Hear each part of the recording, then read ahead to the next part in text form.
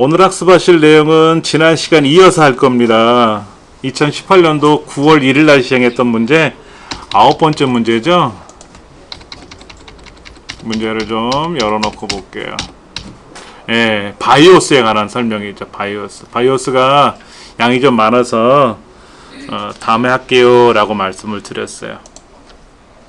메모를 좀 해드릴게요. 여기 지금 바이오스라는 말이 나왔어요. 바이오스.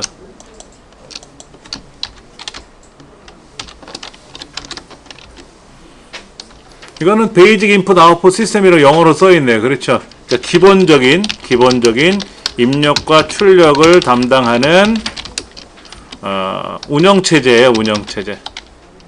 그러니까 윈도우도 운영체제인데 윈도우.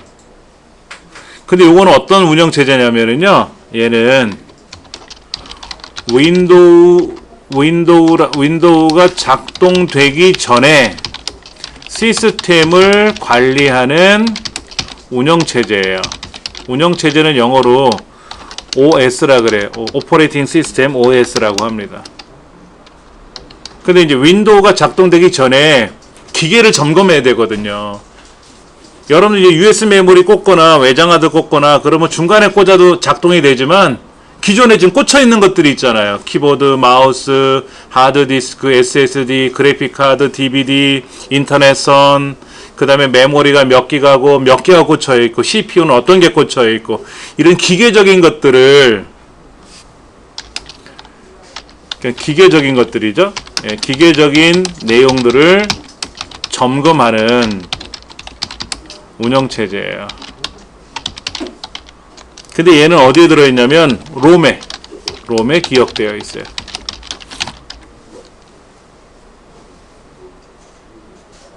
그러니까 생각해보세요. 우리 키보드로 뭐라고 떨어지면 키보드에 써졌잖아. 화면에 마우스로 블럭 잡으면 움직이잖아요. 그렇죠? 그런 게 작동돼야 되잖아요.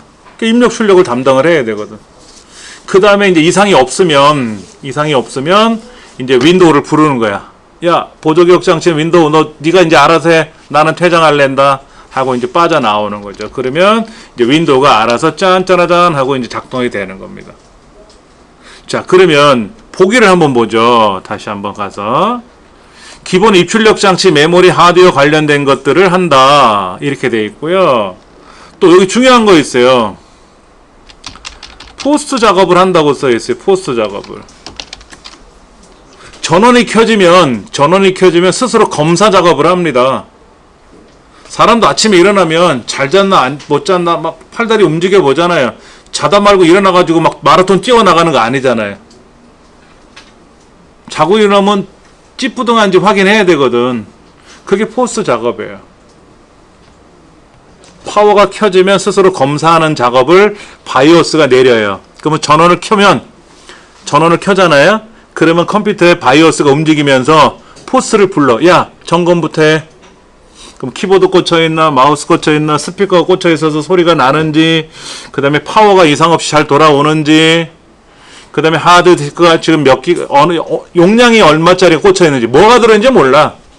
뭐가 꽂혀있는지는 알지만 어떤 내용인지 모르고, 그 다음에 이 안에 있는 기계적인 점검을 다 하는 거죠. USB 단자가 몇 개가 있는지. 그래서 그것이 이상이 없으면 이제 보고를 하죠. 바이오스한테. 점검 끝! 그러면 이제 바이오스가 또 마무리 정리해가지고 이제 나 할 일은 끝났으니까 윈도우 10, 윈도우 7 부르는 거죠. 네가 지금부터 일하시오 라고 해서 퇴장하는 겁니다. 기계 안에 들어있어요. 메인보드 안에 들어있어요. 얘는 메인보드 내에 메인보드 내에 탑재되어 있다고 보시면 돼요. 탑재. 롬이라는 거로 기억되어 있다고 했으니까 롬은 메인보드 안에 들어있거든요. 그 보기 중에 램 이런 얘기 나왔죠. 램에 저장됐다 그랬잖아. 램은 아니죠. 그럼 램은 뭐고 롬은 뭔가 또 알아야지 우리가. 예. 기억장치는 크게 어떻게 나눠지냐면은요. 주기억장치하고 그 다음에 보조기억장치로 나눠져요. 주기억장치는 또다시 뭐로 나눠지냐면 램이라는 거하고 램이라는 거하고 롬이라는 거로 나눠져요. 근데 이제 램 안에는 뭐가 있냐면은 첫 번째 D램, 두 번째 S램 이렇게 들어있어요. 그러니까 D램의 하는 역할은 일반적인 주기억 장치 역할을 하고요. S램은 캐시 메모리 역할을 해요. 그럼 이제 캐시 메모리가 뭐냐 이것도 알아야 되겠죠. 그렇죠? 예, 이제 주기억 장치는 특징이 뭐예요? 먼저 좀 보시고 나서 메모하시는 게 좋을 것 같아요. 중간에 제가 넣고 빼는 게 좀 있을 테니까. 그러니까 D램이라고 하는 주기억 장치는 전원이 켜지면 작동이 되고 전원이 꺼지면 내용이 소실되는, 전원이 켜져 있을 때만 작동이 되는 겁니다. 근데 얘는 단점이 뭐가 있냐면은요, 주기적으로 재충전이라는 작업을 해. 재충전을 한다. 재충전이라는 말은 뭐냐면 가만히 있으면 지워져요. 그러니까는 바이오스는 베이직 인풋 아웃풋 시스템이다 한번 읽었어. 그럼 좀 있으면 지워져. 그 안 잊어버리려고 바이오스는 베이직 인풋 아웃 시스템이다. 바이오스는 베이직 인풋 아웃 시스템이다. 계속 외우고 있어야 돼. 조금만 가만히 있으면 지워지는 거야. 오리가 물속에서 막 물장구 치잖아요. 안 그러면 물에 빠진대. 전 처음 예전에 그 얘기 듣고 막 헷갈렸었어요. 아니 오리가 왜 물에 있으면 떠 있는 애인데 가만히 있으면 왜 물에 빠져? 알고 봤더니 막 움직이고 있다는 거죠. 그런 거하고 똑같은 거예요. 근데 이제 S램은 어떤 역할을 하냐면은 재충전이 필요 없다. 필요 없으면 어떨까요? 빠르죠. D램보다 S램이 엄청나게 빠릅니다. 엄청나게 좋아요. 그런데 비싸. 비싸도 못 쓰는 거지, 함부로. 그러니까 이제 우리가 PC상에서는 캐시 메모리 역할을 한다 그랬는데, 캐시 메모리는 이제 CPU와 D램의 속도 차이를 완충해주는 역할을 해줘요. CPU가 빠르고 D램이 느리니까 CPU가 모든 명령을 전달해줘야 되는데 D램이 모든 작업을 해야 돼요. 쉽게 말해서 D램의 역할은 모든 작업을 하는 곳입니다. 예를 들어 포토샵을 실행하면 포토샵은 어디에 설치되어 있었어요? 보조기억 장치에 있었잖아요. 그 보조기억 장치에 있던 포토샵이 주기억 장치 D램으로 오는 거예요. 그럼 D램에서 모든 작업을 하는 겁니다. 우리가 김장을 버무린다 그러면 어떻게 됩니까? 김장 버무린 통 있잖아요. 그게 주기억 장치예요. 그게 여기저기 있던 배추니 채소니 이런 거를 양념이니 가져와서 큰 다라이 통이나 요즘은 그 김장하는 매트를 팔더라고. 거기에서 하는 거예요. 그게 넓어야 커야 좋잖아요. 그게 조그만 일 못하거든. 모든 작업을 하는 것이 D램이에요. 근데 D램이 느리거든요. CPU보다 당연히 느리지. 어느 정도 느리냐면 우리 강의실 컴퓨터 같은 경우는 5-6배 느려요. CPU가 5배 빠른 거지. 요즘 새로 나오는 고급의 메모리를 쓰면 거의 비슷할 정도로, CPU하고 거의 속도가 비슷할 정도로 메모리가 고가들이 있어요. 그런 고가의 메모리를 쓰면 엄청 더 빠르겠지. 근데 하여튼 차이가 5-6배 이상 나니까는 그거를 누가 캐시 메모리가 해주는 거예요. 야 이거 해. 그러면 D램이 더디니까 뭐라고요? 뭐 하라고? 그러면 CPU가 이거 해. 그러면 천천히 좀 얘기해 줄래? 못 알아듣겠는데 뭐 좀 해. 그러면 아유 다시 한번 얘기해 줘요. 막 이런단 말이야. 그때 S램이 캐시 메모리가 그걸 갖고 있다가 CPU 보고 이제 전달 받은 거를 주기억 장치한테 하나씩 하는 거지. 천천히. 예. 그 아무래도 롬은 또 종류가 많아요. 롬은 뭐가 있냐면은 마스크롬이라는 게 있고,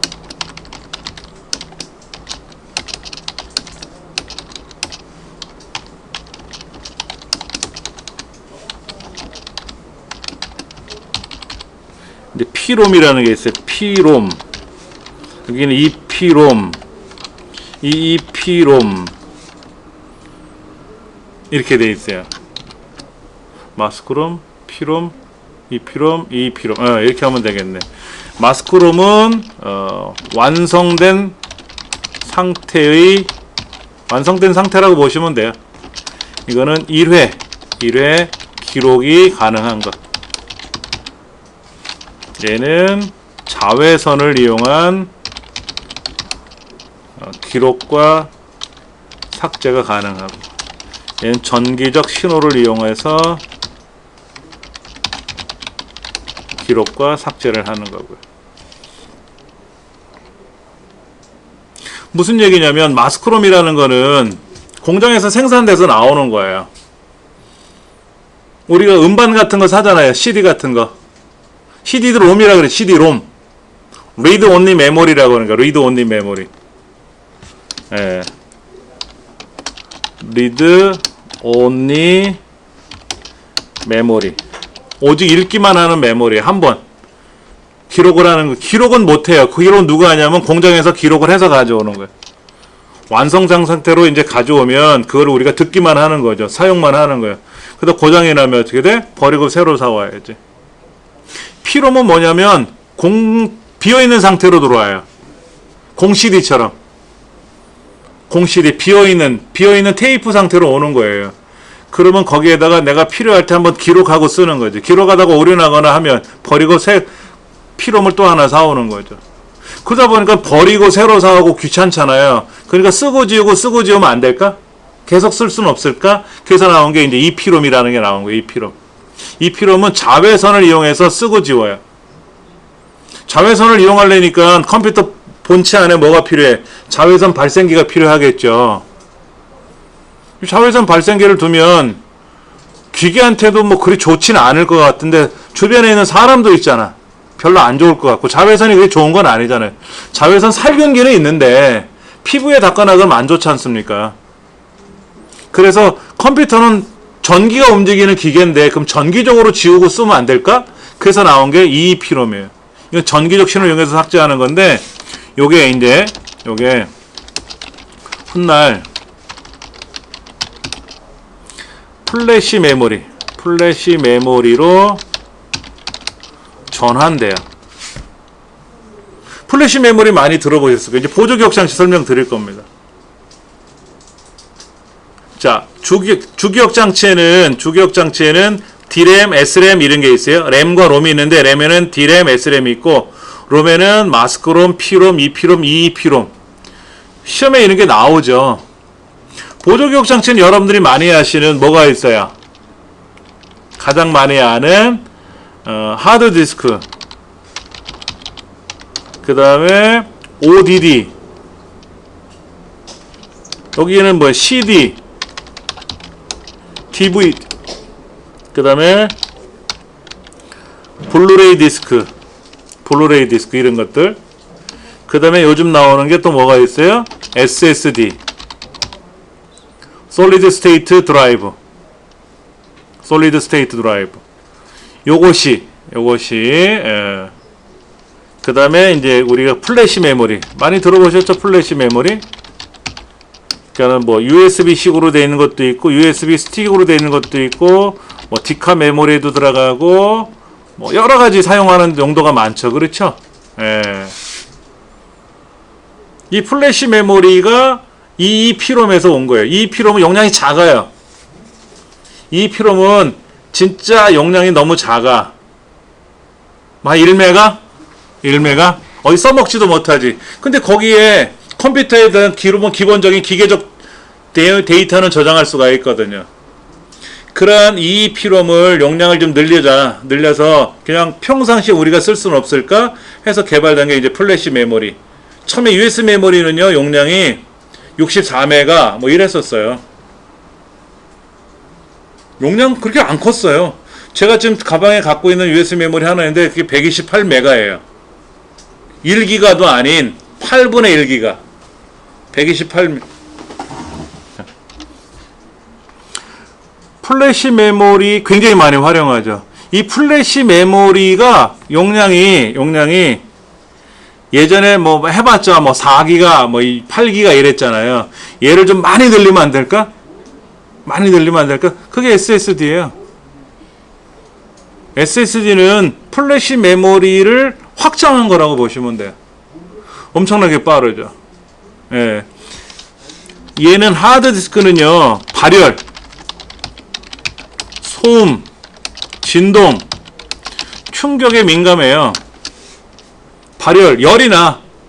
회전체다 보니까 열이 나. 그리고 소음, 진동이 발생하고 충격받으면 그냥 배려. 근데 SSD는 뭐라고 해야 되나? 특별히 뭐 주의사항은 없어요. 뭐 집어 던지면 고장 나겠지. 그러지 않고 정전기? 정전기에는 민감한 것 같아요. 왜냐면 플래시 메모리가 정전기에 민감하거든요. 반도체로 되어 있어요. 반도체. 이건 이제 반도체로 되어 있고 정전기에 민감하고 뭐 그렇게 되어 있는 거죠. 이제 보조교육 장치는 대부분 이렇게 사용을 하는 거죠. 이게 뭐 설명하다 이렇게 길어졌죠? 아, 요런 얘기하다 나왔죠? 바이오스 하다가. 그러니까는 이런 흐름을 다 알아야 이런 문제 나오면 척 푸는 거야. 근데 단편적인 문제니까, 그러니까 바이오스 그러면 램, 롬 이게 많이 나오더라고요. 펌웨어는 또 뭐야? 아, 이게 또 헷갈리는 거지. 펌웨어. 펌웨어는 영어로 이렇게 써요. 펌웨어. 우리가 많이 알고 있는 하드웨어, 소프트웨어, 이거 들어보셨죠? 이거는 이제 뭐 물리적인 거라고 보시면 되고, 이거는 이제 뭐 소프트웨어적인 거, 프로그램이라고 보시면 되는데, 펌웨어는 뭐냐면 하드웨어와 소프트웨어를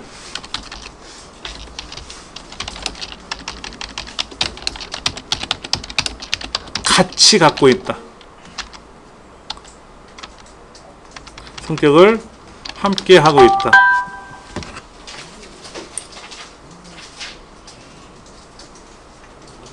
함께 하고 있어요. 무슨 얘기냐면은 하드웨어적인 성격과 소프트웨어적인 성격을 같이 갖고 있는 거예요.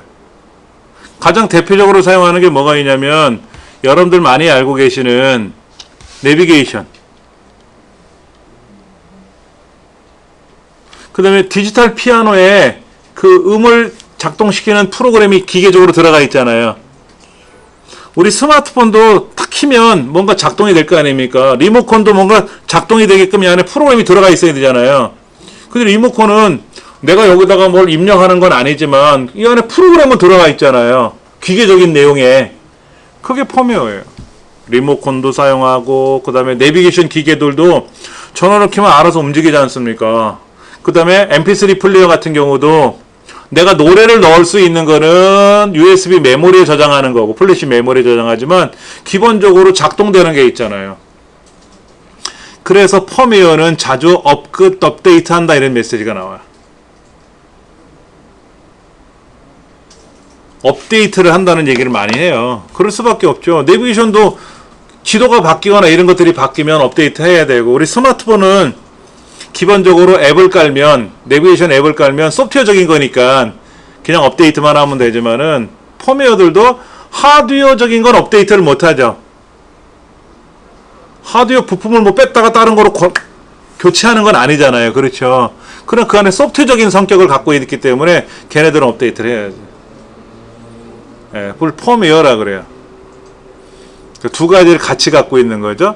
우리 평상시에 많이 쓰이는 거였어요. 그러니까는 뭐 노래방 마이크 이런 거 팔잖아, 우리. 그것도 펌웨어가 들어가 있는 거지, 당연히요. 당연히 그런 게 들어있지. 리모컨 이런 것들.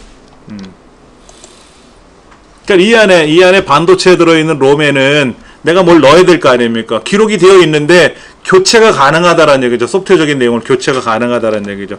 그러니까 펌웨어라고도 하는 거죠. 이건 맞아요. 바이오스도 우리가 교체를 합니다. 특히 여러분들 그 IP 공유기 있잖아요. 공유기 쓰시는 분들은 뭐 펌웨어 업데이트하라고 많이 나오거든요. 그렇게. 그 다음 10번 레지스터란 말이 나와요. 레지스터란 말이 나오는데 우리 그 9회 시험 말고 올해 시험 말고 작년도 시험에 보면 해설을 제가 뒤에다 붙여드렸잖아요. 해설을 좀 붙여드렸잖아요. 거기에 보면 롬이 뭐다, 램이 뭐다 이런 것도 설명 들어있고요. 많이 설명돼 있어요. 그리고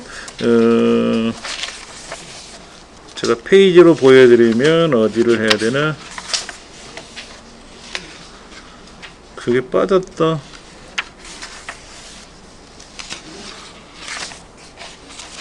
제가 요거를 하나 알려드릴게요.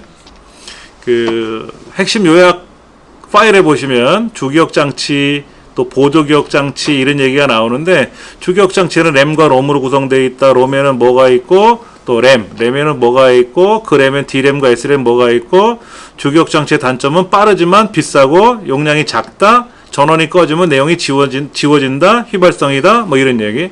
그래서 이제 보조기억장치를 이용해서 사용을 해야 되는데, 하드디스크라든지 SSD라든지 CD롬이라든지 DVD, 블루레이 이 세 가지를 우리는 합쳐서 뭐라고 부른다? ODD라고 부른다. ODD. 옵티컬 디스크 드라이브. 광학 디스크 장치. 이게 줄여서 불러요. 그냥 이렇게.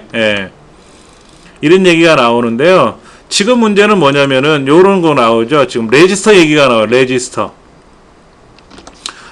어디 나오냐면은 그 전 단계에 CPU 안에는 뭐로 구성되어 있느냐 이런 얘기가 나와요. 그거를 좀 설명드릴게요. CPU는 중앙 연산 처리 장치예요. 그래서 얘는 연산 장치와 그 다음에 제어 장치로 구성되어 있어요. 여기 보면은 주기억 장치로 구성되어 있다. 세 가지로 되어 있다는데, 기억 장치라고 부르고 기억 공간이라고 부르는 게 맞을 거야. 그래서 이거를 우린 기억 장치라고 부른 건데, 주기억 장치 아까 램, 롬 이거 있잖아요. 그건 아니고요. 기억 공간이 들어 있어요. 그럼 연산은 연산하는 거고, 제어는 이래라 저래라 시키는 거고, 그럼 이래라 저래라 시켰으니까 그 결과가 있을 거 아닙니까? 야, 5와 3이 더하면 얼마냐? 그러면 8이다. 그러면 8을 기억을 어떻게 해야 될 거 아닙니까? 그런 기억 공간을 말하는데, 이거를 다른 말로 레지스터라고 불러요. 얘를 레지스터라고 불러요. 우리 문제에 보면 레지스터라고 하는 건데, 레지스터에는 제어 장치에서 사용하는 레지스터가 따로 있고 연산 장치에서 사용하는 레지스터가 따로 있어요. 각각의 기억 장치, 연산 장치, 제어 장치마다 레지스터가 따로따로 들어 있어요. 근데 여기서 중요한 게 뭐가 있냐면은 제어 장치에서는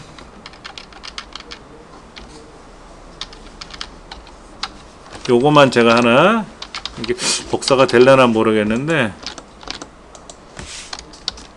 복사가 안 되는구나. 얘가 복사가 안 돼. 제가 적어 드릴게요. 이게 지금 제어 장치죠? 제어 장치에는 프로그램 카운터가 있고요. 그 다음에 명령 레지스터가 있고요. 그 다음에 명령 해독기라는 게 있어요. 이 세 가지. 세 가지는 기억하셔야 돼요. 연산장치에는 뭐가 들어있냐면요, 연산장치에는 가산기, 보수기, 그 다음에 누산기.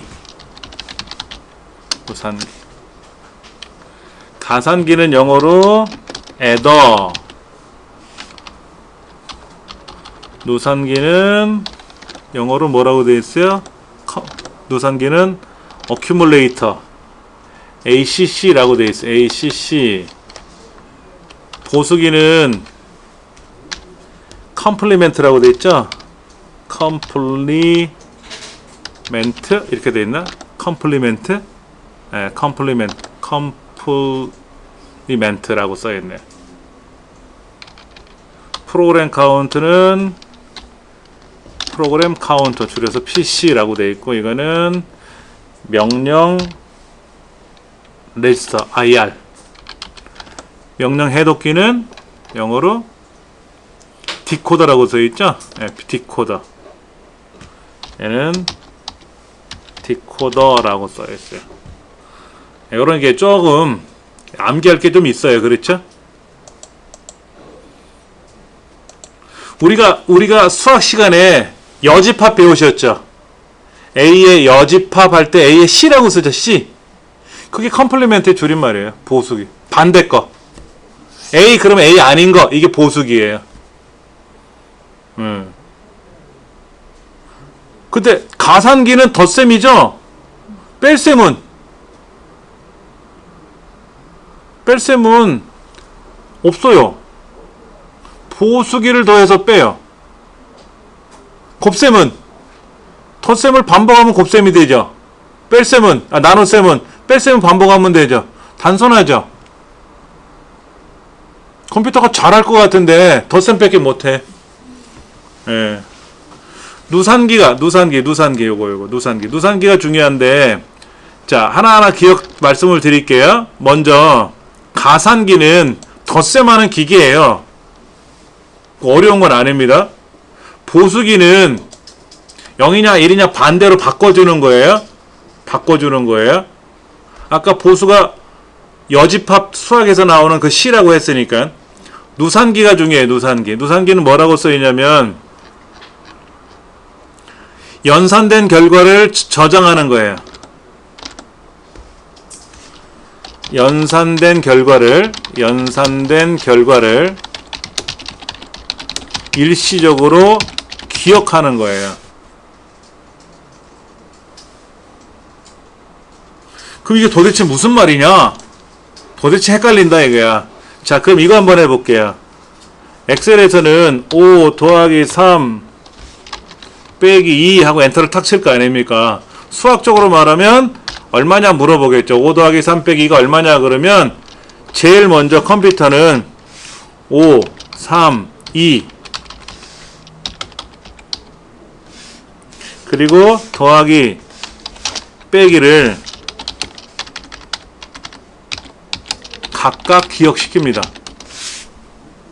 5, 3, 2 더하기 빼기를 각각 다 따로따로 기억시켜놔요. 그리고 두 번째 해야 할 일은 5와 3을 불러요. 5와 3을 호출합니다. 그리고 더하기 명령을 호출을 해요. 그리고 나서 중요한 거, 더하기 명령이 뭔지를 알아야지. 야, 더하기가 뭐냐 그럴 거 아니야. 야, 5와 3을 더하래. 알았어. 근데 더하기가 뭐야? 그러면 그때 누가 명령 해독기에게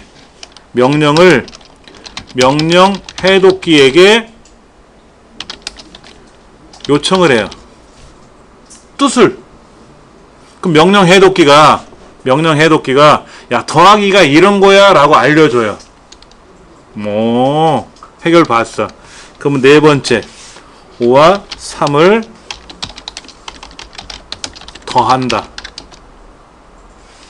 더하는 거예요. 그렇죠? 예.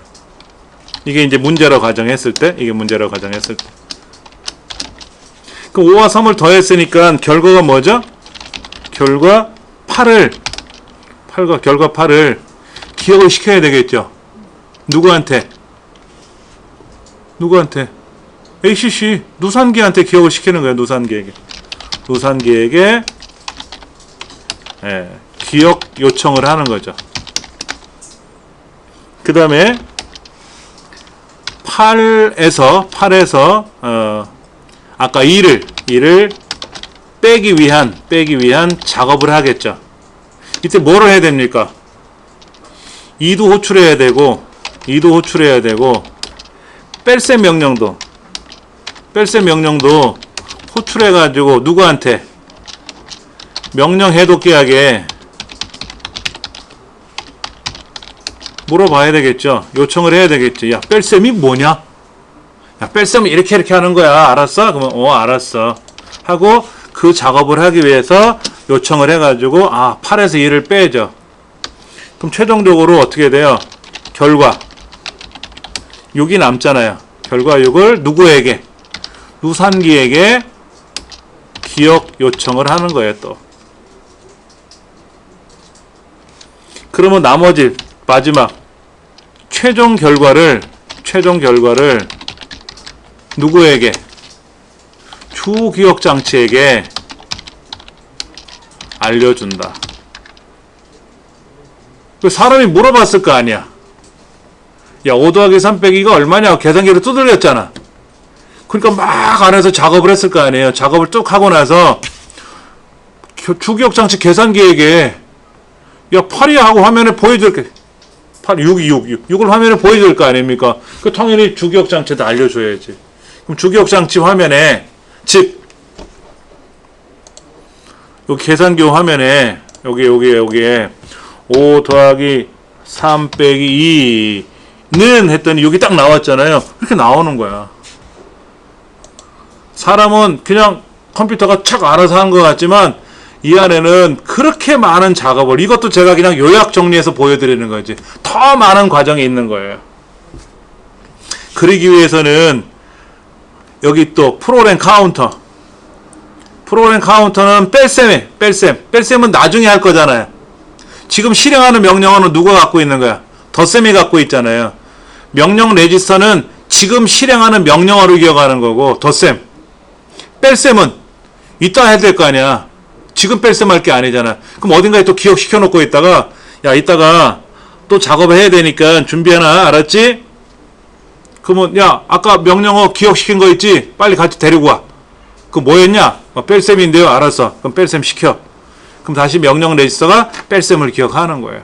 이런 과정을 다 거쳐야만이 요 간단한 계산을 하는 거를 하는 거죠.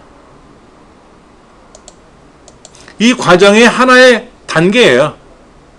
그 컴퓨터가, 우리 강의실 컴퓨터가 초당 한 4억 번 정도 움직이는 컴퓨터거든요. 그러니까 34억 개를 계산하는 건 아니고, 이런 작업을 하기 위해서 34억 번 움직인다. 1초에. 제법 빠른 거죠. 사람보다 잘하지 뭐. 이 정도 빠르게 물 위에서 뛰어다니면 물 위를 진짜 갈 수 있을 거야.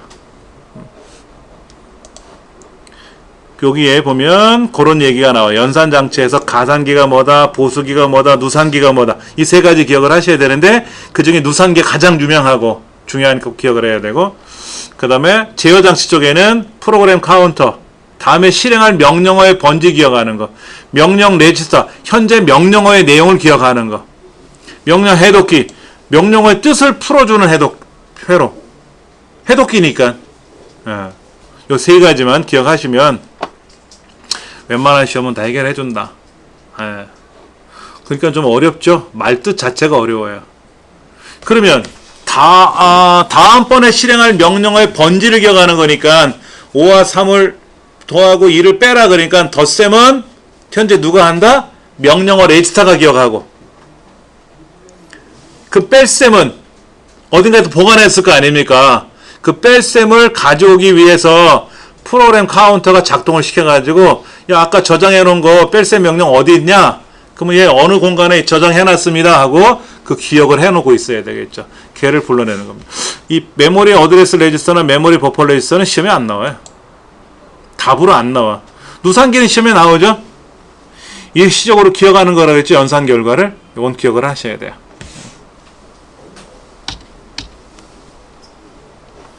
잠깐 2문제 풀었잖아. 네. 이렇게 시간이 많이 걸립니다. 그러니까 우리 과거에 우리 이런 거를 요약 정리를 안 배웠으니까 세밀하게 설명을 드린 거고요. 요약 정리를 아시는 상황이라면 뭐 금방 풀고 나가겠죠. 11번 컴퓨터 운영체제에 관한 설명입니다 라고 되어 있는데, 아까 제가 뭐라 그랬냐면요, 컴퓨터는 제일 먼저 바이오스에서 포스 작업을 하고 나서 포스 작업이 끝나고 나면은 보조기억 장치에 있던 운영체제를 주기억 장치로 불러들인다 그랬잖아요. 그러니까 운영체제는 컴퓨터가 작동되는 동안 어디에 있는 거예요?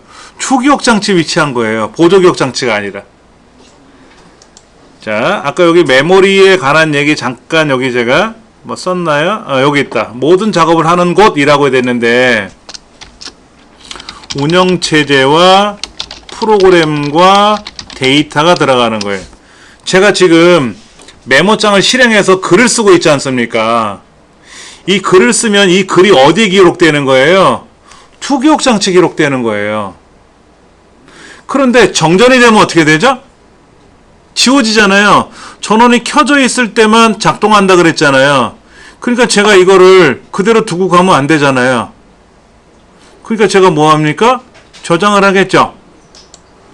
저장을 여기다 할 거란 말이에요. 자, 그럼 제가 저장 명령을 걸어요. 뭐 제가 1이라고 숫자를 써서 저장하도록 해볼게요. 그럼 저장이 됐죠. 그럼 저장은 입력이에요, 출력이에요? 다시 한번 보여드릴게요. 저장을 했잖아요. 그렇죠? 저장을 했잖아요. 어디다 저장했죠? 자, 저장이라는 명령은 뭐죠? 주기억 장치에 있는 내용을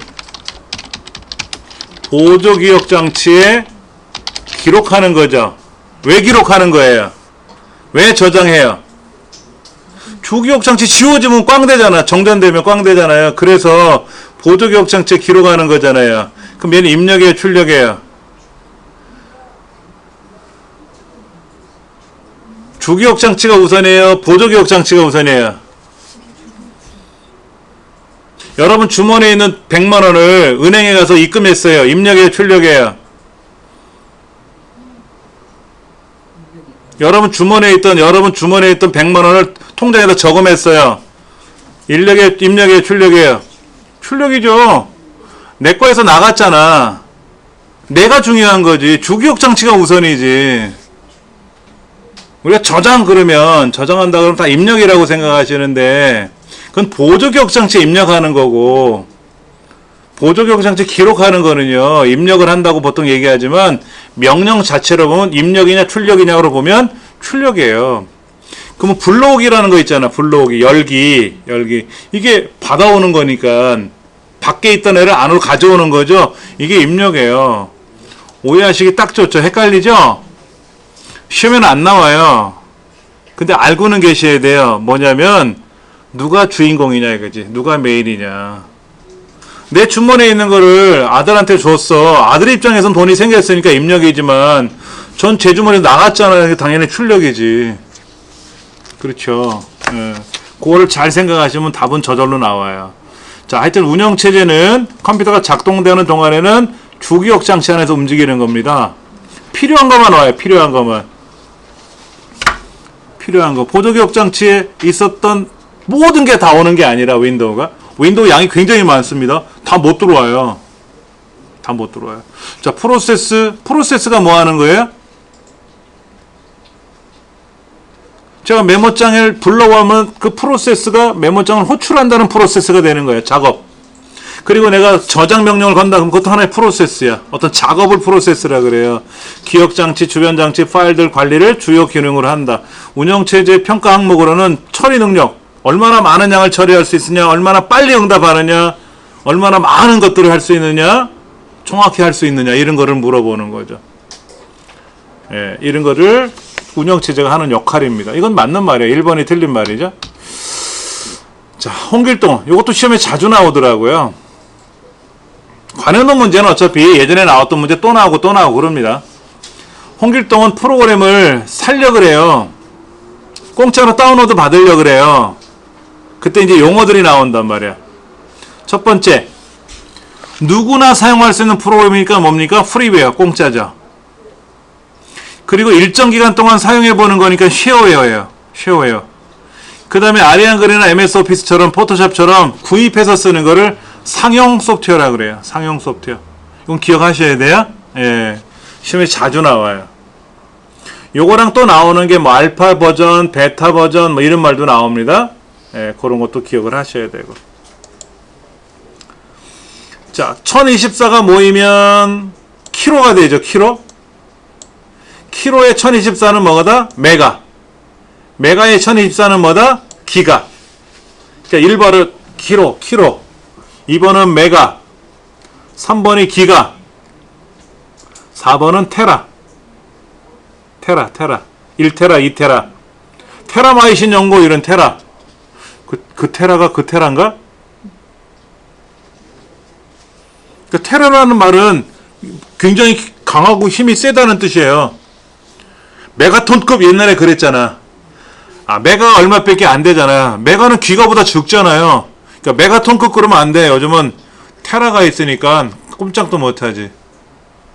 울트라 메가톤급 그래봤자 뭐. 마이크로소프트는 뭐예요? 마이크로 100만 번의 1이라는 뜻이에요. 마이크로라는 뜻이. 예. 나노 10억분의 1 나노 이런 것도 나와요. 그러니까 얘는 양을 큰 거를 표현하는 거죠. 그러니까 밀리세컨드, 마이크로세컨드, 나노세컨드 이런 것들은 얼마나 빠르냐 하는 거. 빠르냐 느리냐 하는 것도 뒤에 나올 겁니다. 문제에서.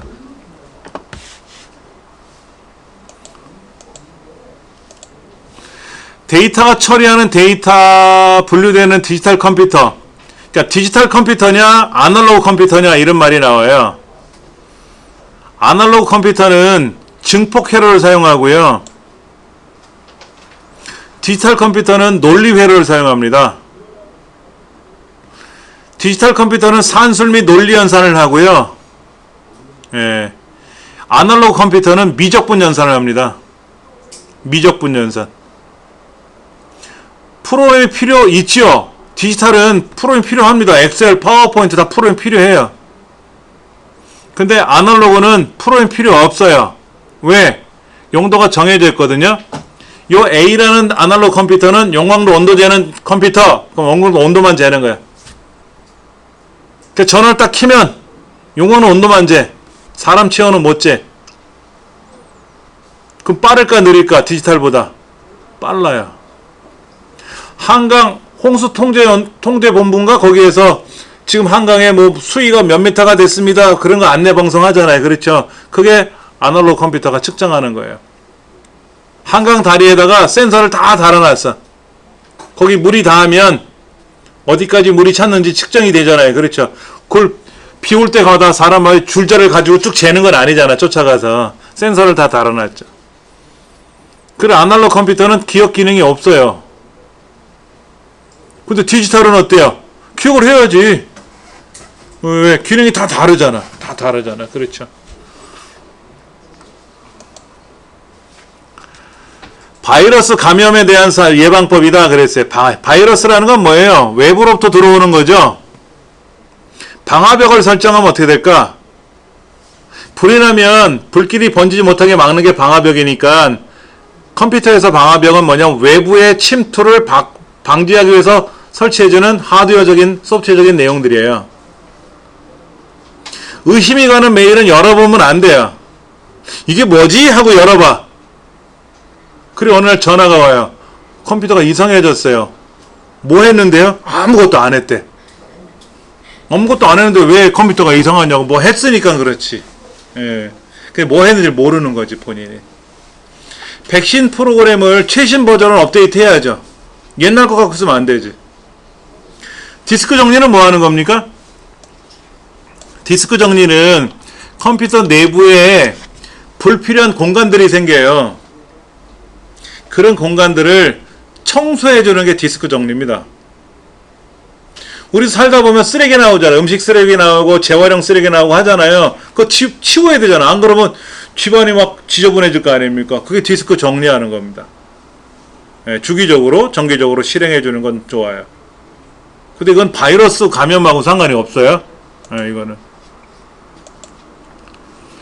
유명 기업이나 금융기관을 사칭한 가짜 웹사이트, 이거를 프라이버싱 피싱이라 그래서 피싱,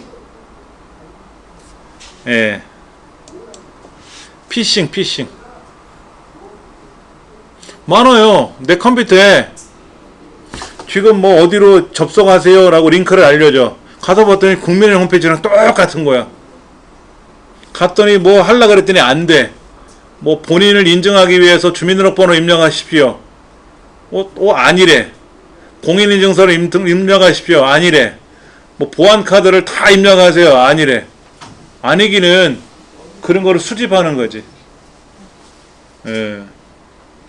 그 금융기관 전화번호 전화를 걸었어. 진짜 금융기관으로 전화 걸었더니 저쪽에서 어느 뭐 수사관입니다 얘기하는데 그게 실제 그 금융기관이 아니고 그 법률기관이 아니고 수사기관이 아니고 얘네들로 연결이 되는 그렇게 되더라고요. 그런 해킹 소스들이 내 컴퓨터에 내 스마트폰에 들어올 수가 있어요. 그런 것 때문에 이런 피싱 위험한 거예요. 예. 웜이 뭐다, 해킹이 뭐다, 스니핑이 뭐다 이런 것도 시험에 나오기 때문에 용어들 많이 학습하셔야 됩니다. 인터넷 옵션에는 옳지 않은 거 되는데 HTML 편집 프로그램을 설정하고 기본 웹브라우저 설정하는 거는 아니에요. 이거는 여기서 보시면 돼요. 제어판에 가서 네트워크 및 인터넷 하시면 인터넷 옵션이라는 창이 있어요. 인터넷 옵션. 이거를 말하는 거, 이 문제에서는. 여기 인터넷 옵션에 가서 일반 탭, 보안 탭 이런 게 있는데, 일반 탭에서 기본 웹브라우저 설정하는 건 어디 있어요? 프로그램에 있어. 프로그램 탭에 기본 브라우저로 설정하는 건 여기 있다고, 지금. HTML 편집하는 건 어디 있어요? 여기 HTML 편집 프로그램 설정하는 건 여기잖아, 여기. 여기 있잖아요. 그렇죠? 그러니까 일반 탭이 아니라 프로그램 탭이라고. 이걸 어떻게 다 외워? 이걸 어떻게 다 외우냐고. 솔직히 그렇잖아요. 그럼 하나 틀려? 이런 얘기겠지. 안 외울 거라면 틀려야지. 그렇지. 근데 자주 보시면 아실 수 있는 내용들이에요, 사실은. 생뚱맞게 갑자기 하나 툭 던져놓을 수도 있겠지만은 2급 문제는 보시다 보면 다 알게 되는 문제들이거든요. 전자 태그를 부착하고 무선 통신을 이용하여 사물의 정보 및 주변 상황 정보를 감지하는 센서 기술은 뭘까요? 라고 했어요. RFID. 혹시 이런 서비스 해보셨어요? RFID?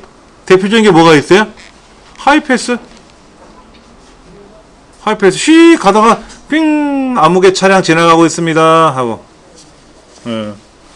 이거를 스마트폰에다 작동시키는 게 뭐예요? RFID 기술을. 그걸 뭐라 그래? NFC 기능이라고 하죠. NFC. 교통카드라든지, 그 다음에 우리 그 자동차, 그 칩, 번호키 누르고 센서로 작동시키는 거 있죠? 그 RFID, 그 NFC 기능을 여기다 등록을 스마트폰에 등록을 해가지고 핸드폰으로 그 핸드폰 두고 오면 집도 못 들어가. 그런 문제가 생기는 거죠. 예. 그래, 시골에 계신 분이 올라오셨는데, 문 열고 나갔다가 쓰레기 버리고 왔는데 문이 닫혔잖아. 못 들어가는 거야. 뭐 어디 가서 해결 봐. 가족은 여행 갔지. 그럼 밖에서 사시다가 뭐 병나는 거지. 그런 일도 많이 생겼다 그러더라고요. 명령 프롬프트 창이라고 하는 게 있어요. 명령 프롬프트 창에서는 쉽게 말하면 뭐냐면 이거예요. 이걸 명령 프롬프트 창이라 그래요. 요거. 옛날에 도스라고 하는 명령을 여기서 실행했는데 핑이라는 명령이 있어요. 핑. 통신상으로 뭐가 제대로 작동되고 있는지를 확인할 때 쓰는 거예요. 핑이라는 서비스는 뭐냐면 인터넷이 정상적으로 연결되어 있는지를 확인하는, 네트워크가 제대로 연결되어 있는지를 확인하는 그런 서비스라고 보시면 딱 돼요. 핑 서비스라고 하죠. 핑 서비스. 네트워크 관련된 장비가 있어요. 네트워크 관련된 장비. 이게 뭐냐면 허브예요. 허브. 우리 공유기 있잖아. 공유기 뒷면에 여기에 있어요. 4개. 어떤 건 8개. 여기다 인터넷 선을 꽂으면 네트워크가 이루어지는 거예요. 인터넷이 되든 안 되든 간에 꽂힌 컴퓨터끼리 네트워크를 이루어질 때 쓰는 허브. 그 다음에 요거는 이 허브죠. 허브. 여기 서버가 있고 사무실에 외부 인터넷은 못하게 막아놓은 경우도 있거든요. 연구소 같은 데는. 그러면 서버에 데이터를 넣어놓고 거기에 컴퓨터들이 연결해서 맥킨토시든 뭐 PC든 연결을 해서 여기에다가 이제 데이터를 연결해서 보는 그런 허브. 요게 이제 인터넷을 연결해주는 인터페이스 카드, 랜 카드라고 보통 부르죠. 여기다가 이제 이거 4개가 꽂히는 거죠. 아까는 하나 꽂혔었지 않을까? 하나? 여기 하나 꽂혔는데 얘는 4개를 꽂아요. 인터넷선을 4개를 꽂으면 얘가 하는 역할이 그만큼 많겠죠. 실제로 서버들은요, 인터넷선을 하나만 꽂지 않고 이렇게 여러 개를 꽂아서 동시에 인터넷을 연결해서 작업을 해요.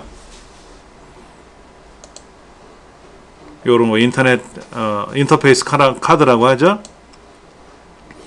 게이트웨이라고 하는 게 있어요. 게이트웨이는 뭐냐면 컴퓨터 이쪽 네트워크 저쪽 네트워크를 연결해 줄 때 쓰는 거예요.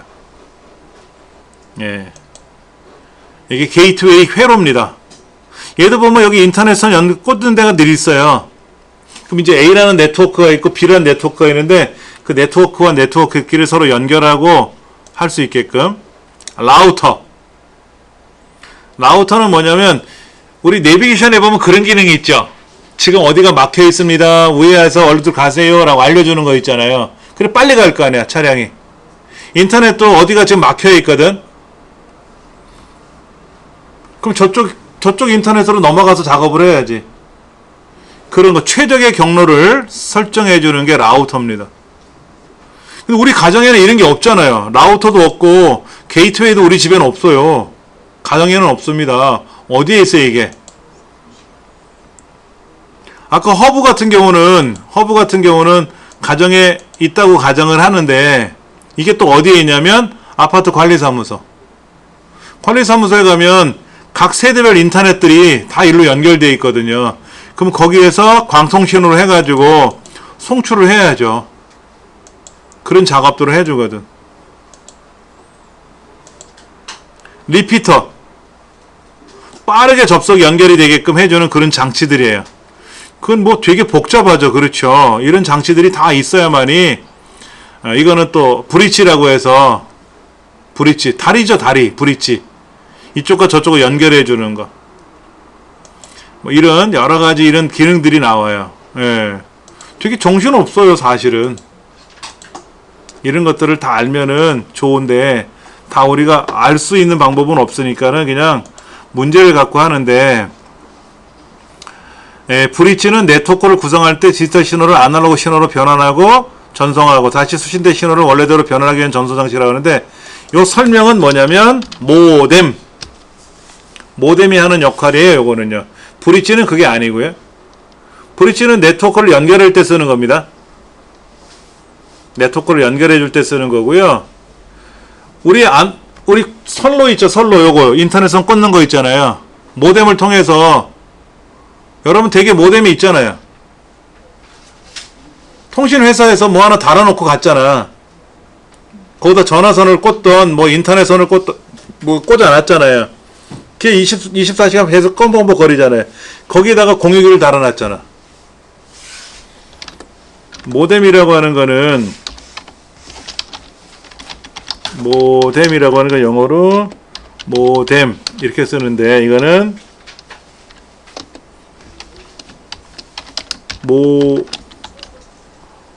모듈레이터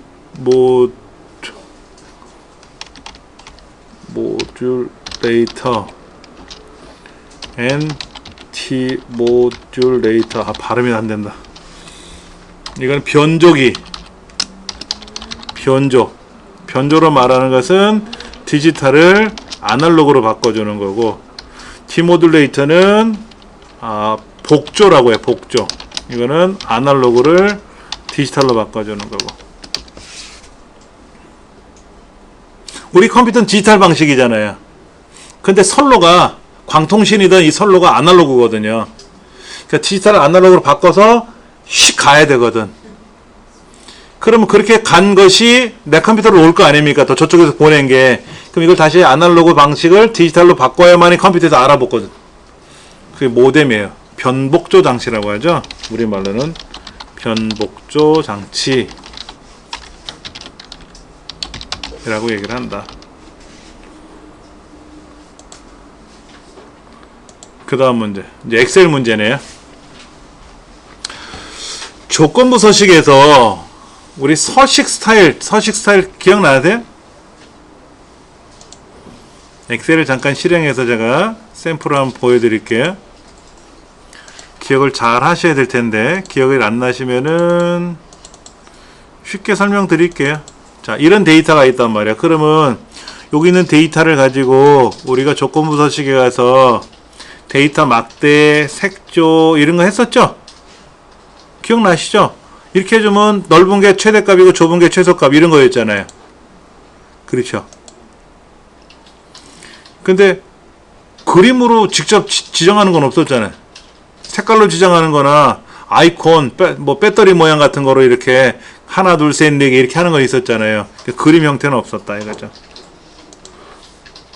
답이 요거다 하는 거죠. 찾기 바꾸기. 찾기 바꾸기에서 이것도 자주 나와요. 이 문제가 똑같이 여러 번 나오는데요. 수식에서 값에서 찾을 수도 있고요. 메모 안에 있는 글자, 텍스트도 찾을 수 있어요. 메모 아시잖아요. 메모에다 우리 글자 넣지 않습니까? 그것도 다 찾아낼 수 있어요.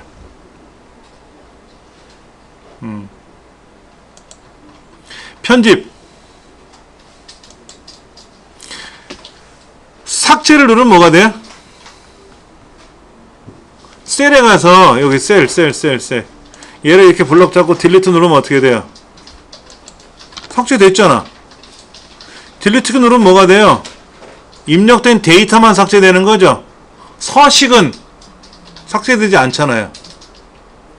클립보드는 뭡니까? 복사, 블럭 잡아서 복사 그러면 어딘가에 뭐가 들어갔잖아요. 그럼 붙여넣기 누르면 붙을 거 아닙니까? 그렇죠? 이 클립보드라는 게 복사한 것이 저장되는 거예요. 잘라내기 한 게 저장되는 것입니다. 임시 저장소는 한 번에 하나의 데이터만 저장할 수 있기 때문에 추가로 다른 데이터가 저장되면 이전에 저장된 데이터는 어떻게 된다? 사라진다. 클립보드라고 하는 임시 저장소라는 건 맞아요. 한 번에 하나의 데이터만 저장하는 거예요. 한 번에 하나의 데이터만. 근데 그 한 개라고 하는 것이 오해할 수는 있죠. 그렇죠. 10개든 100개든 그게 한 번의 데이터예요. 하나가 아니라 한 번의 데이터, 한 번만 저장하는 거죠. 한 개 데이터가 아니라 100개든 1000, 이게 한 개는 아니잖아요. 지금 이렇게 해가지고 복사를 하면 이게 한 개는 아니잖아요. 여러 개잖아요. 여기서는 이게 하나의 데이터만이라 그랬잖아요. 요게 지금 어색한 것 같아요. 본래 한 번만 저장하는 거죠. 그거 어떻게 표현해야 되나? 100개든 1000개든 일회성이에요. 일회성. 그래서 얘를 복사했다가 얘를 복사하면 여기 좀 전에 복사됐던 그 클립보드에 들어갔던 내용이 얘로 바뀌는 거예요. 그러니까 다른 데이터가 저장되기 때문에 이전의 데이터는 소실되는 게 맞아요. 근데 요 말이 좀 이상한 것 같아요. 하나의 데이터만 저장할 수 있다라는 게 약간 좀 어폐가 있는 것 같긴 해요. 선택하여 붙여넣기는 행과 열을 바꿔서 붙일 수는 있고, 이거는 조금 문제가 아리까리 문제를 이상하게 냈네요. 표현이 좀 어색해. 표현이 한 개 데이터만 저장할 수 있게 이렇게 표현한 것 같기도 한데 이건 뭐죠? 10이라는 데이터를 샵샵 0.0이니까 소점 2 한 자리가 나와야 되니까 10.0 맞고, 여기는 이게 뭐가 됐어요? 2123000인데 요걸 한번 제가 볼게요. 이렇게 돼 있다는 지금요. 이렇게 돼 있잖아요. 그러면 샵 샵샵 0이니까 컴마가 찍히지 않습니까? 이렇게 컴마가 찍히는데 요 뒤에 컴마가 하나 더 붙어 있으니까 어떻게 됩니까? 얘가 사라지겠죠. 사라지는 대신에 어떻게 된다? 반올림이 들어가야지. 이렇게 들어가야지. 이렇게. 점은 아니에요. 점은 아니에요. 컴마가 찍혀 있으니까 1000분의 1로 줄이는 거니까 얘네가 줄어들잖아요. 줄어드는 시점에 반올림을 해야지. 그러니까 요게 틀린 거죠.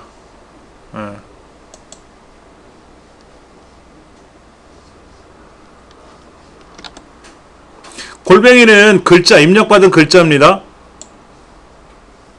골뱅이란 말은 입력받은 글자니까 홍길동을 입력했으니까 홍길동 귀하라고 나오는 게 맞고요. 예. 2번이 틀렸다. 얘도 자주 나오는 유형입니다. 요와 똑같은 유형은 아닐지라도 뒤에 샵 콤마 샵 콤마가 한번 찍혔잖아요. 그러니까 1000분의 1이 줄어들어요. 여기 반올림을 해야 될 거 아닙니까? 그러니까 2, 1, 2, 4가 되는 거지 2, 1, 2, 3은 아니고 소수점 이하도 나오진 않고.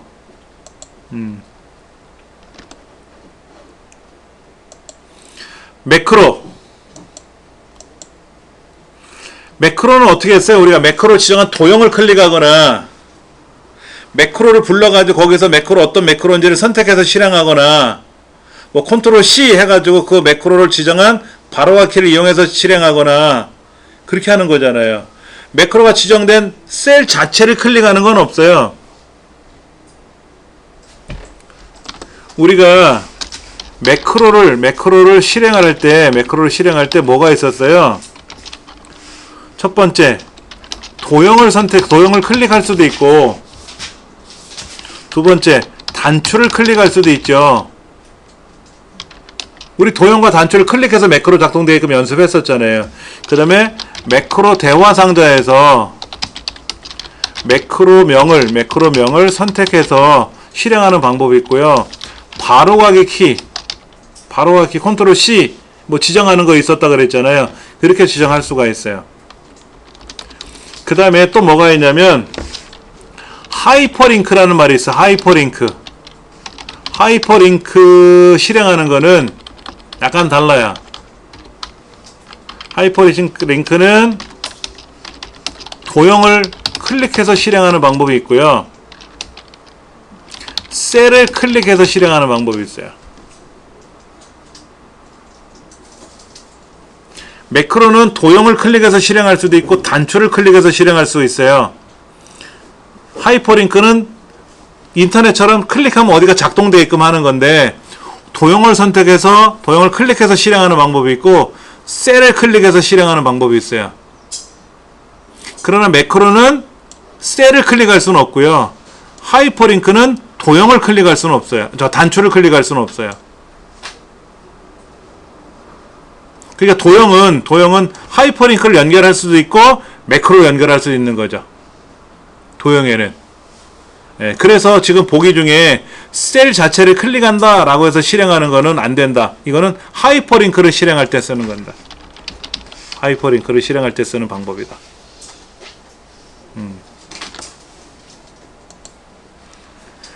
매크로에는 대소문자를 구분한다 그랬어요. 그래서 컨트롤 C 그럴 때 그 컨트롤 C가 소문자 C로 되어 있으면 블럭 잡고 컨트롤 C 누르면 복사가 아니라 매크로가 작동이 되니까 그래서 대문자를 사용하면 된다는 얘기죠. 대소문자를 구분하지 않는다가 아니라 대소문자를 구분합니다. 공백을 넣을 수도 없어요. 특수문자 입력할 수 없어요. 매크로 이름에는. 매크로를 실행할 컨트롤 키 조합하고 컨트롤 A, 컨트롤 B, 컨트롤 C 이런 거 지정을 해버리면 컨트롤 A 전체 선택이 안 되는 거고 컨트롤 B 그러면 진하게 기능이 안 들어가는 거고 컨트롤 C 그럼 복사 기능이 안 되는 거지. 매크로 키가 윈도우보다 우선이에요. 엑셀에서는. 그 다음에 매크로가 기록되는 저장 공간이 현재 문서에 저장될 수 있고 새로운 문서에 저장할 수도 있고 매크로 개인용 매크로 통합 문서를 선택해서 거기에 저장할 수도 있어요. 매크로를 기록할 때 여기에서 우리가 한번 다시 볼게요. 옵션에 가서 매크로를 개발 도구를 꺼내 놓으면 자 여기서 우리가 이제 매크로를 기록할 거 아닙니까?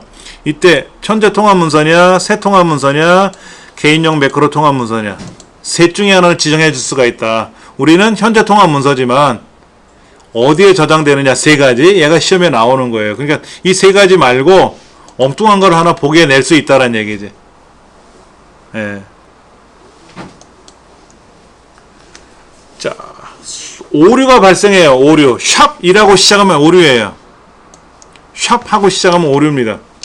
그래서 샵 이런 것도 있잖아요. 그럼 샵의 개수의 만큼 그 자릿수가 부족합니다. 이런 얘기고 value div0 name ref reference라 그래요. 이거는 참조 오류가 난 거예요. 참조 오류. 자, 하나 보여드릴게요. 여기에다가 데이터를 요건 지워버리고요. 제가 는하고 얘를 가리킬 거예요. 얘가 하나 둘 셋 위에 세 줄 거를 가리키고 있어요. 그럼 자동 체계하면 얘는 가리킬 거 아닙니까? 그러면 제가 이 줄을 지우면 어떻게 될까요? 그래도 있죠. 자, 한 줄을 또 지워요. 그래도 있죠. 자기 거. 한 줄을 마저 또 지워요. 있잖아요. 그렇죠. 이 줄을 삭제하면 어떻게 될까요? 이 줄을 삭제하면 얘 참조하던 애가 위에 있었는데 사라졌잖아. 참조하던 애가 얘는 요 윗줄 거잖아. 아까 좀 전에 있었던 얘를 참조했었는데 그 줄이 삭제가 되는 바람에 어떻게 됐어요? 끈떨어진 연이 됐지. 참조할 수 없다. 그래서 오류가 난 거예요. 리퍼런스 오류가 나는 거지. 참조 오류. 예. 얘도 시험에 많이 나와요. 이 오류 메시지에 관한 이야기들이. 예. 자, 이거. 9를 2로 나누면 나머지가 얼마냐 이거죠. 9. 9를 2로 나누면 짝수냐 홀수냐니까 0 아니면 1인데 9를 나누면 나머지 1 되는 건 맞겠죠. 컬럼은 뭐냐면은요. 몇 번째 칸입니까? 물어보는 거예요. 그러니까 A, B, C의 5번째 셀이니까 A, B, C가 3번째 칸이죠. A가 첫 번째, B가 두 번째, C가 3번째잖아요. 그러니까 C의 5번째 셀은 말 그대로 3번째 칸에 있는 애잖아. 그러니까 3 맞지.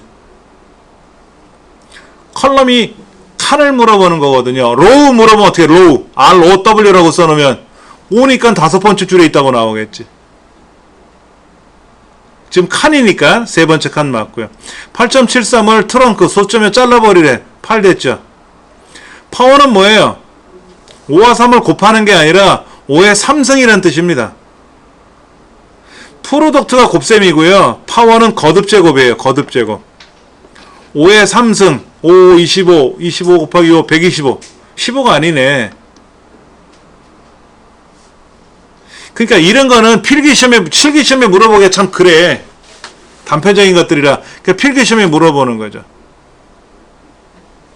그럼 이 중에 몇 가지는 알아야, 다 모르더라도 몇 가지는 알아야 답을 맞춰 나갈 수 있잖아.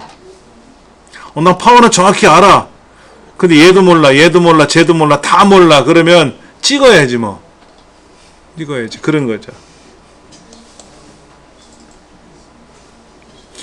범례 없죠? 여기 범례. 빨간색이 뭐고 파란색이 뭐고 녹색이 뭔지가 표시가 안 돼 있잖아요. 범례가 없지. 차트 제목은 여기 있고, 묶음세로 막대형 맞고, 축 제목 영업실적이라고 써있네. 근데 범례는 없는 거죠. 그렇죠? 예. 이런 문제는 틀리면 안 돼.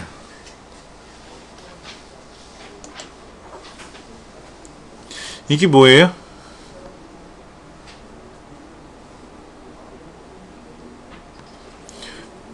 영업일부에 해당하는 총 매출액의 합계를 구하고 매출액의 평균을 구하래. 그럼 무슨 함수가 들어갈까? 대략 썸이프 F 세 번째 셀이니까 총 매출액이잖아요. 총 매출액. 그러니까 매출액에 관한 영업일부에 해당하는 거에 합계를 구하는 거 아닙니까? 그러니까 썸이프나 뭐가 나올까요? 뒷썸이 나오겠지. 뒷썸이 나올 수 있겠지. 근데 뒷썸이 나오려면 소속이 영업 2부, 영업 1부는 못 만들지. 영업 3부는 못 만들지. 영업 1부는 여기서 조건을 걸어주면 되는데. 그러니까 썸이프에서 어떻게 했어요? 이 데이터 중에서 요 데이터랑 같은 거를 찾고 그때 요 매출액이라는 거에 합계를 구하시오. 이거지. 이거. 썸이프는 범위, 조건, 그 다음에 합계를 구할 범위.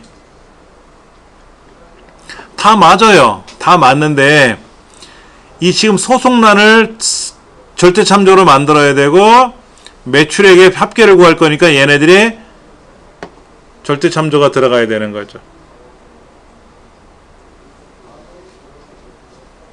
3번이 답이 되는 거예요. 얘도 여러 번 나왔어요. 31번 문제도 지긋지긋하게 나온 문제인데 이게 왜 또 나올까? 우리를 조롱하나? 카운터는 뭡니까? 숫자만 세래. 숫자. 여기 숫자가 몇 개 있어요? 1 숫자죠? 얘는 글자잖아. 얘는 글자잖아요. 그렇죠? 그럼 true가 뭐야? true? 참이란 뜻이거든요. 참. 1, 1, 1. 그럼 얘 숫자의 글자예요. 이게 숫자라면 얘는 글자일까 숫자일까? 다음 편에 들어가면 글자죠. 근데 여기 액면가를 자세히 보시면 숫자만 적혀 있잖아. 그래서 숫자 같아. 1 아니면 3일 것 같아. 어차피 얘는 어차피 아니니까. 그럼 카운트 A는 뭐예요? 다 세는 거잖아. 이 안에 4개 있네. 4개 4개 들어있잖아. 하나, 둘, 셋, 넷. 일단 2번은 아니야. 2번은 틀렸지. 2가 틀렸지. 4개잖아요. 그렇잖아요. 그럼 최대값은 뭐야? 최대값. true가 1이라 그랬죠? false가 0이니까 여기는 10이라는 글자가 있고 8이라는 숫자가 있는데 만약에 이게 답이라면 3번이 답이라면 얘도 숫자라는 거죠. 얘도 숫자라는 얘기잖아.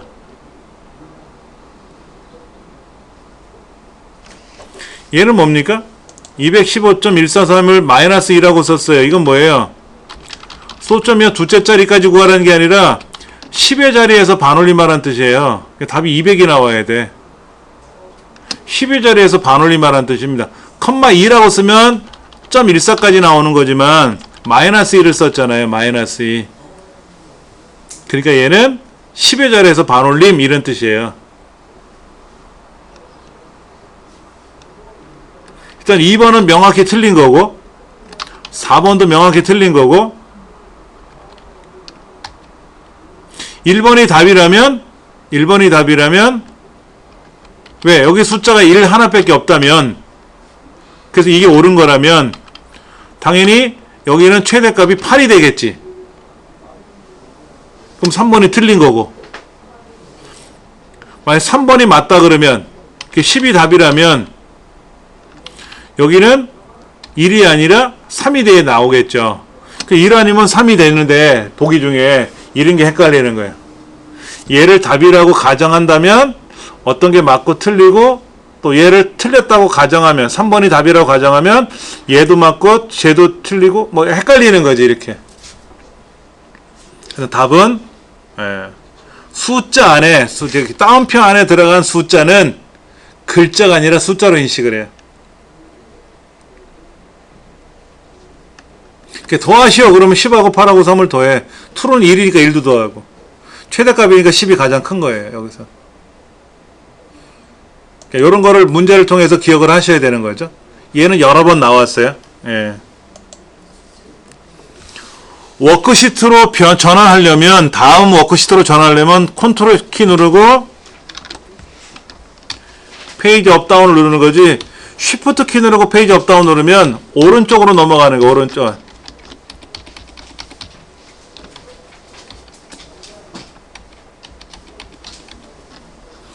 쉬프트하고 페이지 다운 키 누르면 쉬프트는 본래 뭐예요? 블록 설정하는 거 아닙니까? 여기다 놓고 쉬프트 키 누르고 이렇게 움직이니까 블록이 잡히잖아요. 블록이. 다음 워크시트로 전환할 때는 컨트롤 키 누르고 페이지 업다운 누르는 거고요. 알트 키 누르고 페이지 업다운 누르면 오른쪽으로 넘어가는 거. 오른쪽 한 화면씩 넘어갈 때 쓰는 거고 아래쪽으로 페이지 한 화면씩 내려가려면 페이지 업다운 그냥 누르는 거고.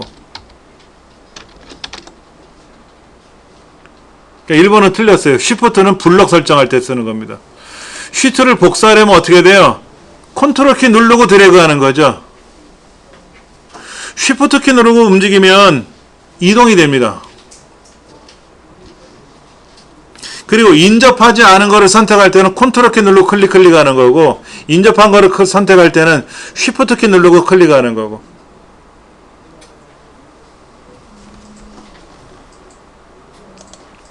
자, 우리 키보드 마우스를 같이 작업할 때 컨트롤 키 누르고 드래그, 이건 주로 이제 복사하는 거예요. 복사. 쉬프트 키 누르고 드래그, 이건 이동.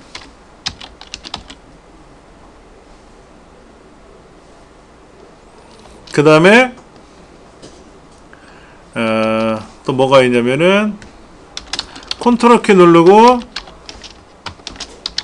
클릭. 이거는 다중 선택할 때 쓰는 건데, 인접하지 않은, 즉 뭐야, 떨어져 있는. 그러니까 여기 저기. 쉬프트 키 누르고 클릭하는 건 뭐예요?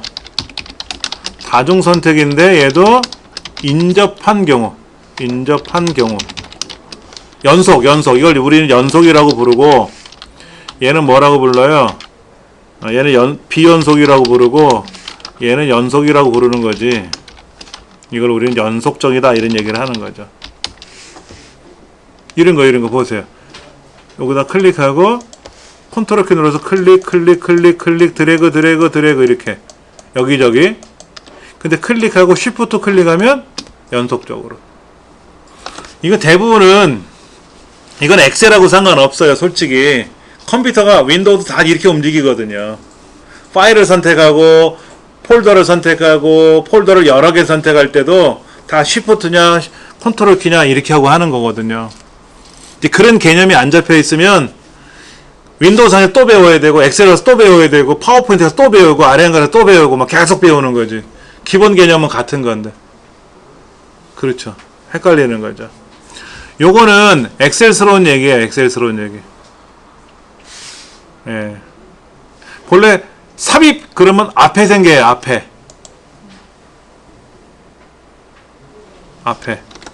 여기다가 Shift F11번 누르면 여기 앞에 왼쪽에 하나 더 생긴다고.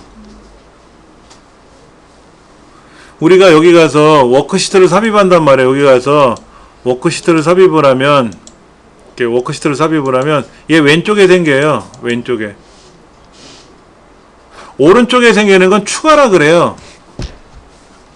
왼쪽에 앞에 생기는 걸 삽입이라고 하고, 뒤쪽 오른쪽에는 아래쪽에 생기는 걸. 그래서 보세요. 여기다 놓고 나서 삽입을 누르면 어떻게 돼요? 앞에 생기잖아. 그러니까 이만큼 블럭 잡고 4개를 블럭 잡고 삽입을 하면 어떻게 돼? 4개가 생기는 거, 앞에 생기는 거예요. 뒤에 생기는 게 아닙니다. 앞에 생겨요. 앞에 생기니까 뒤에 4개가 밀려나가죠. 저 아래에 뭐가 있었는데 삽입을 하니까 밀려나갔죠. 근데 또 삽입하면 어떻게 돼요? 밀려나갈 데가 없잖아. 얘 밑으로 내려가면 지워지잖아. 그러니까 더 이상은 밀려나갈 수가 없지. 여기다 삭제하면 땡겨 올라오겠지. 그런 것들도 기억을 하셔야 된다 이거죠. 차트 작업.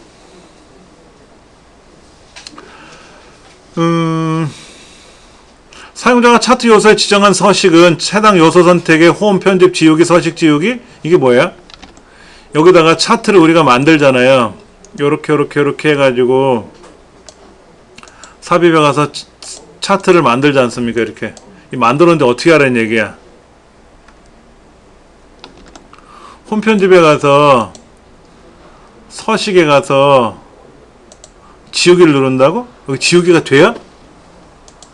얘를 클릭했어. 여기다가 막 색깔을 예를 들어서 막 이렇게 꾸몄어. 그럼 얘를 홈에 가서 편집에 가서 편집이 어디 있어? 여기 편집에 가서 지우기 와갖고 서식 지우기가 있어요? 없잖아. 아, 이거는 셀에서 하는 거고, 차트니까 차트 메뉴에 가서 해야지. 예. 그러니까 서식을 지운다 그래서 서식 중에서 지우는 거는 셀에서 하는 거예요? 차트는 아닙니다. 이거 틀린 말이에요.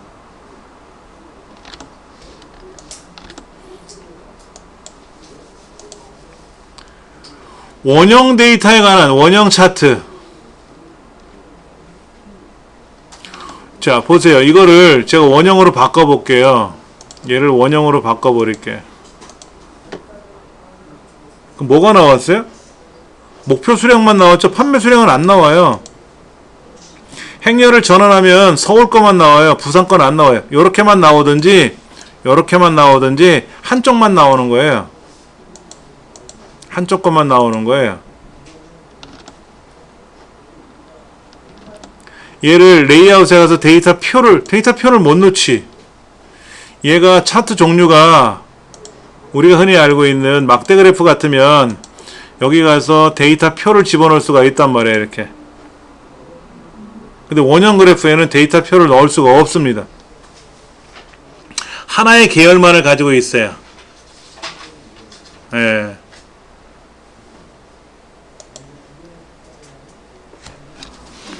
35번 문제는 페이지 나누기 미리 보기라는 기능을 말씀을 드리는 건데요. 이렇게 있습니다. 보기라는 메뉴에 가시면 기본 보기, 페이지 레이아웃 보기, 페이지 나누기 미리 보기 이런 말이 있어요. 페이지 나누기 미리 보기. 우리 문제는 뭐라고 되어 있어요? 페이지 나누기 미리 보기에 관한 얘기를 하는 거죠. 지금 제가 작업한 이 데이터는 실제로는 양이 이렇게 돼 있지만은 이 차트를 빼버린다면 실제 데이터는 요것밖에 없잖아요. 기본 보기는 다 보이는 거고, 페이지 레이아웃 보기는 머리글, 바닥글 뭐 이런 거를 보면서 작업하는 거고, 페이지 나누기 미리 보기는 요게 딱 한 페이지거든요. 얘를 요렇게 해서 줄였어. 그러면 얘가 1페이지고 얘는 2페이지가 될 수도 있어요. 근데 지금 보시다시피 2페이지는 아니고 1페이지가 여기까지만 출력되라는 얘기지. 실제 데이터는 요만큼 있는데 그렇죠? 그래서 얘를 아니다, 나는 다시 원래대로 여기까지 1페이지로 하겠다라고 하면 여기 1페이지로 인쇄가 되는 거예요. 문제에서 말하는 게 뭡니까? 행 높이와 열 너비를 변경하여도 자동 페이지 나누기는 영향을 받지 않고 원래대로 유지된다? 자, 보세요. 지금 얘를 페이지 나누기 미리 보기에 들어가서 이 너비를 이렇게 넓히면 어떻게 돼요? 페이지가 밀려나갔잖아. 여기 1페이지고 얘가 2페이지가 되지, 당연히. 밀려나갔으니까 당연히 그렇게 되겠죠. 너비 변경했는데 어떻게 됐어요? 영향 받지, 당연히. 근데 왜 페이지 미리 보기 왜 하는 거예요? 페이지 나누기 미리 보기 왜 하는 거예요? 아, 얘가 1페이지구나. 전체 페이지가 몇 페이지구나. 그걸 확인하려고 보는 거예요. 이렇게 보면은 어디가 몇 페이지인지 잘 모르지. 자, 여기가 1페이지고 얘가 2페이지인데 얘가 1페이지가 어디까지 1페이지인지 또 2페이지가 여기가 있는 건지 이쪽에 있는 건지 모르니까 페이지 나누기 미리 보기를 들어가면 아, 여기가 1페이지고 여기가 2페이지구나 알 수가 있단 말이에요. 미리 보기를 하는 거니까 인쇄하기 직전에. 그러니까 보는 거예요, 이렇게. 예. 네 번째가 틀린 말이다, 이거죠. 창 나누기는 우리 실습을 잘 안 해요. 창 나누기는요, 아무데나 클릭해 놓고 보기에 가서 창 나누기를 해요. 나누기. 그럼 창이 나눠집니다. 이렇게 나눠지면 뭐냐면 요 위에 있는 데이터하고 저 아래에 있는 데이터하고 비교해서 볼 때 지금 양이 별로 없으니까 그냥 한눈에 다 보이니까. 그런데 이 데이터가 한 5,000개가 있으면 올라갔다 내려갔다 위아래를 봐야 될 거 아닙니까? 그럴 때 창을 나누면은 여기는 10번째 줄에 있는 애들이고 저 아래 내려가면 5000번째 뭐 10,000번째도 갈 수 있을 거 아닙니까? 그럼 여기 있는 거랑 얘랑 같이 볼 수 있는 거지. 그 창을 나누어서 보는 거예요. 현재 창 나누기 상태를 유지하면서 추가로 창을 나누기를 지정할 수는 없고요. 창 나누기는 최대 4개만 되는 거예요. 최대 4개. 그러니까 가로로 나누든 세로로 나누든 다 나눠지면 4개로 나눠지는 거예요. 더 이상은 못 나눠요. 그런데 인쇄할 때하고는 상관없어요. 이건 화면상에서 보는 거지. 보는 거니까. 화면상에서는 뭐 어쩌고저쩌고 써 있잖아요. 지금요. 화면에 표시되는 창 나누기 형태는 인쇄시 당연히 적용되지 않겠지. 예. 예를 들어서 여기는 첫 번째, 여기는 1000번째, 그러면 이렇게 같이 보이니까 이대로 인쇄된다? 그건 아니지. 어차피 데이터는 위에서 아래로 내려가면서 인쇄하는 거니까 이렇게 화면상에 인쇄되는 건 아니죠. 이건 뭡니까? 고급 필터에서 같은 줄의 조건이 걸려있네. 영업팀이 아니면서 근무 경력은 30년 이상, 이런 얘기네. 뭐 요 기호가 다르다, 아니다라는 뜻이니까 영업팀이 아니면서, 영업팀이면서가 아니라 영업팀이 아니거나는 뭐예요? 얘가 밑으로 내려와야지. 얘가 내려오든지 제가 내려오든지 서로 조건줄이 서로 다르면 뭐가 된다? 뭐뭐이거나 그런 거고, 같은 줄에 있으면 뭐뭐이면서 라는 얘기고, 그런 얘기가 되겠죠.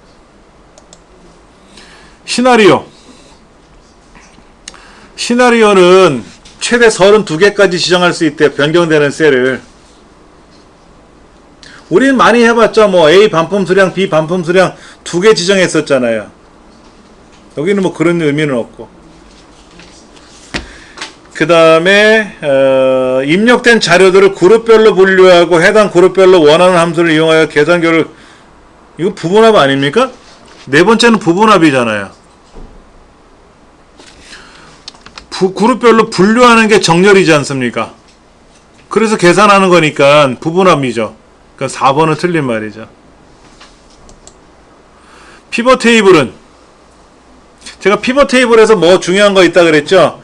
원본의 데이터가 변경되면 자동으로 반영되지 않고 새로 고치면 눌러야 된다 그랬고, 피벗 테이블을 작성하기 위해서는 피벗 차트를 작성하기 위해서는 피벗 테이블을 만들어서 쓰는 거라 그랬는데, 이때 피벗 테이블을 삭제하면 피벗 차트는 일반 차트로 변환된다 그랬죠. 기억하셔야 돼요. 삭제되지 않습니다. 예. 피벗 테이블은요, 개별적으로 삭제할 수가 없으니까 전체를 선택하고 삭제를 하셔야 돼요. 그게 중요한 겁니다. 2번은 틀린 거니까 잘 기억하셔야 되고요. 이게 뭐죠? 2의 세 번째 셀이 뭐예요? 평균이네. 이 평균에 수식이 들어있겠지. 그래서 얘가 평균 65가 되려면 컴퓨터 점수를 몇 점으로 올리면 평균 65가 되겠냐, 이 얘기 아니에요. 그렇죠. 평균 65가 되려면 컴퓨터 판매량이 얼마가 되어야 평균이 65가 되겠느냐, 이 문제잖아요. 1번이 답 맞네. 뭐 그러니까 수식 셀이 65가 되는 거죠, 평균이. 이때 입력되는 게 평균 컴퓨터 판매량 값이고.